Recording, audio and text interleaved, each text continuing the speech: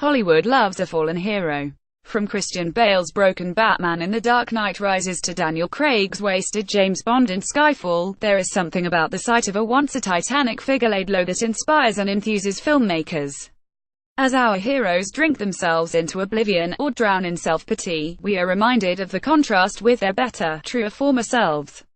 The stage is set, inevitably, for sudden and radical rehabilitation. Why allow Bane to break Batman's back if not to allow Gotham's Dark Knight the sweetest of subsequent revenge? Why show 007 so ravaged by drink that he cannot hold his Walter PPK, unless it is merely a blip on a predictable path back to insouciant business as usual? Ever since the debut teaser for Star Wars The Last Jedi hit the web back in April, there have been hints that Rian Johnson is trying something similar with Mark Hamill's Luke Skywalker in the forthcoming space opera sequel. Here we have the untouchable hero of the original Star Wars trilogy, the guy who introduced most of us to the concept of magic space priests and dinky laser swords in the first place, warning that he knows only one truth: it is time for the Jedi to end. Watch the trailer for Star Wars The Last Jedi. This week's issue of Entertainment Weekly confirms suspicions that Johnson is determined to reinvent Luke as something of a sad sack in the new installment. Daisy Ridley, whose Force-sensitive scavenger Rey was last seen handing a lightsaber to a disbelieving Skywalker at the end of 2015's The Force Awakens, describes the Jedi Master as a grumpy guy on an island who doesn't want me here, while the magazine itself warns that the Luke is a broken man who would have preferred to stay lost. Hamill himself is not without his reservations about this tricky character arc. The fact that Luke says, "I only know one truth. It's time for the Jedi to end."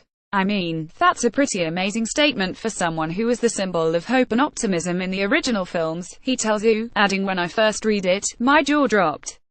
What would make someone that alienated from his original convictions? That's not something that you can just make up in an afternoon, and I really struggled with this thing.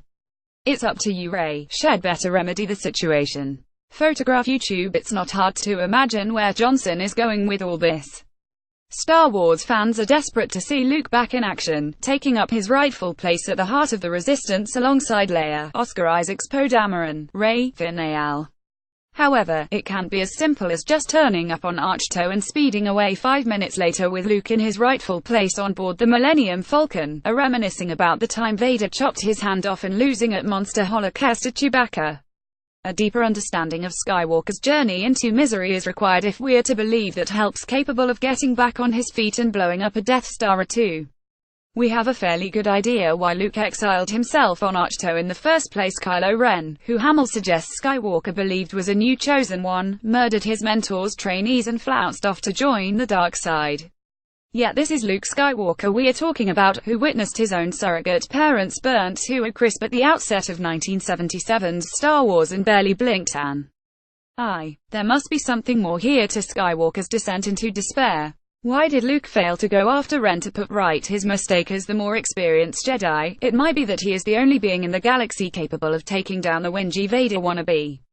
Kylo Ren. Why didn't Luke go after him? Photograph All-Star Disney Lucasfilm. It seems likely that there is some connection here to Skywalker's loss of faith. Is Luke blaming his own inability to spot Ren's true nature on some fundamental glitch in his own training, or even some basic flaw in the makeup of the Jedi Order itself? Might this discovery reveal why Yoda and the Jedi Council failed to spot that Anakin was a wrong-un in the god-awful prequels, despite the young Padawan's moody emo tendencies and penchant for cold-blooded massacre, making it rather obvious to the rest of us that he wasn't exactly space priest material? Even if Luke has decided the Jedi faith needs its own religious restructuring before the First Order can be defeated, why has he not begun the process of setting about that work instead? He seems content to sit on a rock and mope beside a bunch of birds and alien nuns. It turns out the Porgs are not Ahch-To's only indigenous species.